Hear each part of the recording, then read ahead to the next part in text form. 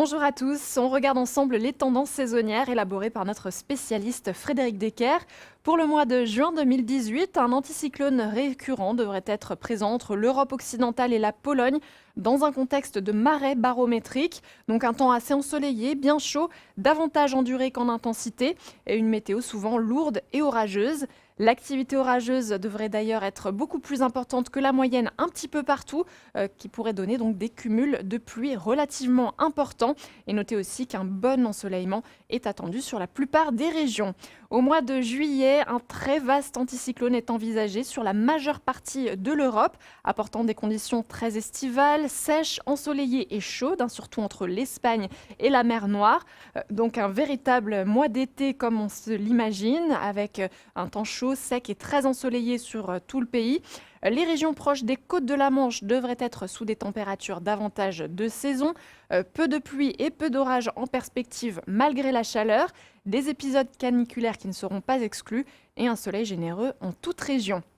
En août, l'anticyclone serait en retrait sur le proche Atlantique, mais un anticyclone russe présent sur le centre de la Russie, donc des dépressions attendues entre l'Islande et la Scandinavie, un mois souvent estival en termes d'ensoleillement et de précipitations, un mois bien sec en général, sauf sur l'ensemble des massifs où une activité orageuse importante est envisagée, sinon un bon ensoleillement également et des températures contrastées, à savoir au-dessus des moyennes de saison du sud des Alpes jusqu'à PACA et la Corse, mais en dessous des normales des frontières du nord-est à la Normandie surtout, et principalement à cause des nuits étoilées et frisquettes.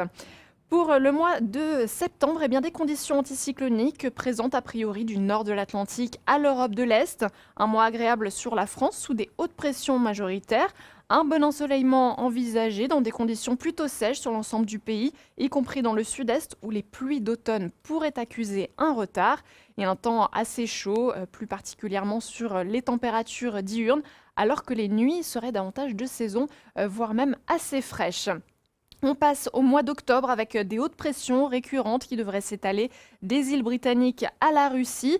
Située au carrefour de plusieurs influences radicalement opposées, la France devrait connaître un mois d'octobre très irrégulier et variable, avec une influence anticyclonique sur la moitié nord, un temps donc assez sec et lumineux, mais plus humide vers la Bretagne en marge du système dépressionnaire portugais, le tout sous des températures de saison ou faiblement déficitaires, des gelées assez précoces et nombreuses, et puis dans le sud, davantage d'humidité et d'instabilité qu'au nord, avec une tendance orageuse assez marquée, mais sous des températures plus élevées, même excédentaires sur les régions méridionales, et un ensoleillement globalement supérieur aux chiffres de saison.